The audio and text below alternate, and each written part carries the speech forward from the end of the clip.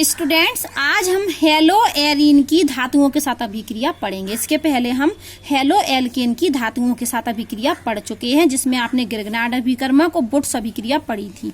आज हम hello arene लेंगे और इसकी किसके साथ अभिक्रिया कराएंगे? धातु के साथ। तो हमने यहाँ पर क्या ले लिया? सोडियम। आप देख रहे होंगे कि एक तो लिया हमने हेलो एरीन और ये क्या लिया? Halo alkane. और हेलो एरीन का नाम क्या होता है? Aryl halide. और ये क्या है? Alkyl halide. ये एल्किल हैलाइड है और एरिल हैलाइड है। तो वुड्स फिटिंग अभिक्रिया में क्या होता है? एक तो लेते हैं हम एरिल हैलाइड और एक लेते हैं एल्किल हैलाइड। और किसकी कौन सी धातु? सोडियम। और किसकी उपस्थिति में? शुष्क ईथर की उपस्थिति में। तो होता क्या है? ये Na और ये X ये बाहर निकल जाएंगे। NaX क्या होगा? बाहर निकल जाएगा और ये R जाके यहाँ जुड़ जाएगा और हमारा क्या बन जाएगा? एल्किल एरीन बन जाता है। और इस अभिक्रिया को हम बुट्स फिटिंग अभिक्रिया कहते हैं। यहाँ आपको याद होगा बुट्स अभिक्रिया। ये देखिए बुट्स अभिक्रिया। बुट्स अभिक्रिया में हमने दोनों ही अणु किसके लिए थे? एल्किल हैलाइड के। देखो 2 RX लिए थे, 2 RX लिए थे। जबकि वुड्स फिटिंग अभिक्रिया में हम क्या करते हैं? एक एल्किल हैलाइड लेते हैं और एक एरिल हैलाइड लेते हैं। तो यहाँ से ये हमें NaX बाहर निकल जाता है और ये हमारा एल्किल एरीन बन जाती है धातुओं के साथ अभिक्रिया। किसकी? हेलो एरीन की। इस अभिक्रिया को हम वुड्स फिटिंग अभिक्रिया के नाम से जानते हैं। अब देखो वुड्स अभिक्रिया में हम दोनों क्या ले रहे थे? Alkyl halide. देखो नाम ध्यान रखना, वुड्स अभिक्रिया दोनों एल्किल हैलाइड ले रहे थे। 2 अणु ले रहे थे एल्किल हैलाइड की और सोडियम से अभिक्रिया करा रहे थे शुष्क ईथर की उपस्थिति में। जब हमने वुड्स फिटिंग बोला, क्या बोला? वुड्स फिटिंग, तो एक एल्किल हैलाइड लिया और एक एरिल हैलाइड का अणु लिया। और जब हम बोल रहे हैं फिटिंग अभिक्रिया, तो फिटिंग अभिक्रिया में दोनों ही अणु किसके लेंगे? एरिल हैलाइड के। और जब बुट्स थी तो बुट्स में दोनों एल्किल हैलाइड ले रहे थे और बुट्स फिटिंग में एक एल्किल हैलाइड और एक एरिल हैलाइड। यहाँ भी हमने करा दिया तो ये आपस में डाइफेनिल बन जाते हैं और NaX बाहर निकल जाता है। ठीक है, अब हम प्रश्न नंबर करते हैं 10.7। यहाँ उन्होंने कुछ कंपाउंड दिए और कहा है कि बताइए कि इन दोनों में कौन SN2 अभिक्रिया को तीव्रता से देगा। इन दोनों में कौन SN2 अभिक्रिया को अच्छे से देगा, तीव्रता से देगा। तो आप जानते हैं SN2 का क्रम, पहले तो याद करिए आप SN2 का क्रम। SN2 का क्रम क्या था? जल्दी बताइए SN2 का क्रम। SN2 अभिक्रियाओं का क्रम। और किसका क्रम बताइए? SN1 अभिक्रियाओं का क्रम। तो SN1 अभिक्रियाओं में क्या था? 3 डिग्री कार्बोकैटायन, मतलब 3 डिग्री में सबसे ज्यादा, फिर 2 डिग्री में कम और फिर 1 डिग्री में सबसे कम। और यहाँ उल्टा था, SN2 में 1 डिग्री सबसे ज्यादा, फिर 2 डिग्री और फिर 3 डिग्री। ये क्रम याद होना चाहिए आपको।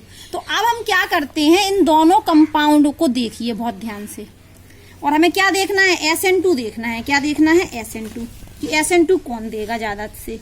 तो आप ये देख रहे हैं, ये हेलोजन परमाणु है। ये किस कार्बन से जुड़ा? इस कार्बन से। और ये कितने कार्बन से जुड़ा? एक कार्बन से। तो ये कैसा होगा? 1 डिग्री हेलो एल्केन है। ये कैसी हेलो एल्केन है? 1 डिग्री हेलो एल्केन।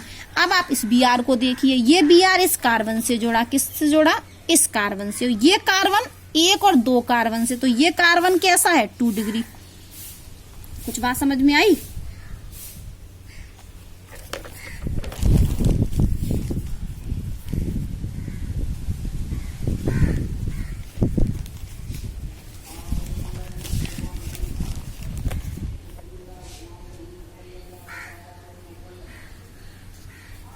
ठीक है,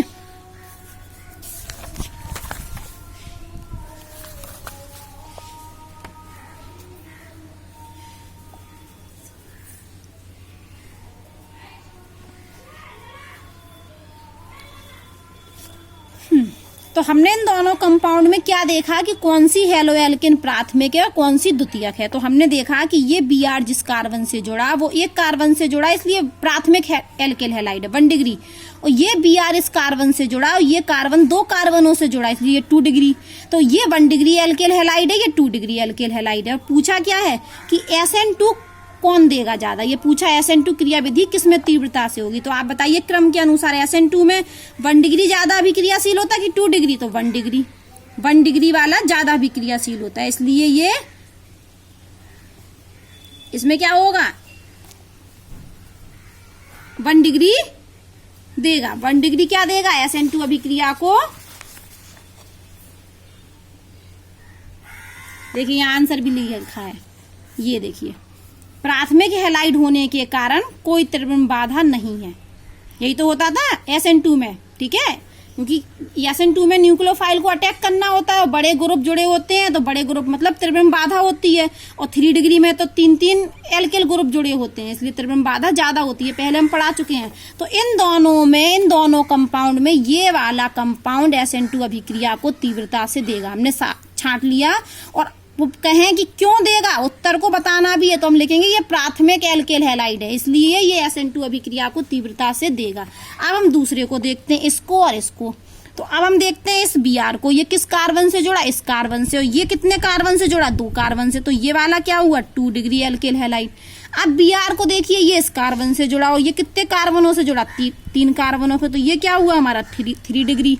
अब न्यूक्लियोफाइल को अटैक करना है और 3 बड़े ग्रुप जुड़े हैं, जबकि इस कार्बन पे कम से कम 2 तो बड़े ग्रुप है, लेकिन एक तो H छोटा ग्रुप है, तो वहां से तो आक्रमण कर लेगा न्यूक्लियोफाइल। तो इन दोनों में जो SN2 अभिक्रिया तीव्रता से देगा वो कौन सा देगा, 2 डिग्री वाला। कौन सा देगा, ये वाला 2 डिग्री, क्योंकि SN2 का अभिक्रियाशीलता का क्रम क्या होता है, सबसे ज्यादा 1 डिग्री में, फिर 2 डिग्री में, फिर 3 डिग्री में। ये किसके लिए क्रम है, SN2 अभिक्रिया के लिए। तो SN2 1 डिग्री सबसे ज्यादा था। यहाँ पर हमें 1 डिग्री एल्केल हैलाइड दिया था, 2 डिग्री दिया था, और पूछा इन दोनों में कौन देगा, तो हमने आंसर बता दिया, 1 डिग्री एल्केल हैलाइड SN2 अभिक्रिया तीव्रता से देगा। किसकी तुलना में, 2 डिग्री एल्केल हैलाइड की तुलना में। अब यहाँ जो कंपाउंड दिए वो कंपाउंड एक 2 डिग्री है और एक 3 डिग्री है, तो इन दोनों में कौन देगा तीव्रता से, इन दोनों में 2 डिग्री वाला देगा।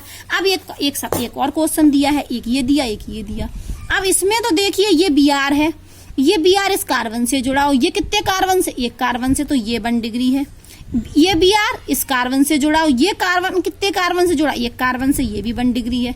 अब यहाँ तो दोनों ही 1 डिग्री हैं, तो कौन आसानी से SN2 अभिक्रिया देगा, देखिए त्रिविम बाधा नहीं होनी चाहिए। इस कार्बन पर हमें न्यूक्लियोफाइल को अटैक कराना है, इस कार्बन पर, ठीक है, जहां से Br को हटाना है ना, तो यहीं तो न्यूक्लियोफाइल जुड़ेगा, और न्यूक्लियोफाइल को इस कार्बन पर अटैक कराना है, और CH3 ग्रुप बहुत पास में है इस ग्रुप से, इस कार्बन से, जबकि यहाँ पर भी हमें इस कार्बन पर न्यूक्लियोफाइल का अटैक कराना है, और ये CH3 थोड़ा क्या है, दूर है, तो यहाँ त्रिविम बाधा कम है, क्योंकि CH3 क्या है, दूर जुड़ा है, मिथाइल ग्रुप क्या है, इस कार्बन से दूर है, जबकि यहाँ मिथाइल ग्रुप इस कार्बन से पास है, तो यहाँ त्रिविम बाधा नहीं है, जबकि इसमें त्रिविम बाधा है।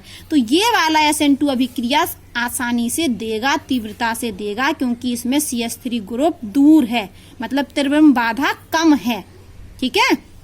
अब हम ये वाले सवाल पढ़ते हैं। इस सवाल में उन्होंने पूछा कि SN1 अभिक्रिया कौन देगा तीव्रता से, इन कंपाउंड में बताइए। तो SN1 का क्रम क्या है, SN1 का क्रम होता है 3 डिग्री, 2 डिग्री और 1 डिग्री। ये किसके लिए क्रम है, SN1 के लिए, ये वाला क्रम SN1 के लिए, और ये वाला क्रम SN2 के लिए। तो इनमें भी हम ढूंढ लेते हैं। अब ये देखिए, ये वाला कार्बन ये छुपा है, ये कितने कार्बन से जुड़ा, 1 2 3, तो ये कैसा हुआ 3 डिग्री। इस कार्बन को देखिए, 1 और 2 है ना, तो ये 2 डिग्री, तो ये 3 डिग्री एल्केल हैलाइड, ये 2 डिग्री एल्केल हैलाइड। तो SN1 में कौन तीव्रता से देगा, बताइए आप, SN1 में 3 डिग्री या 2 डिग्री, 3 डिग्री वाला। तो फिर से आंसर क्या हो गया, ये वाला।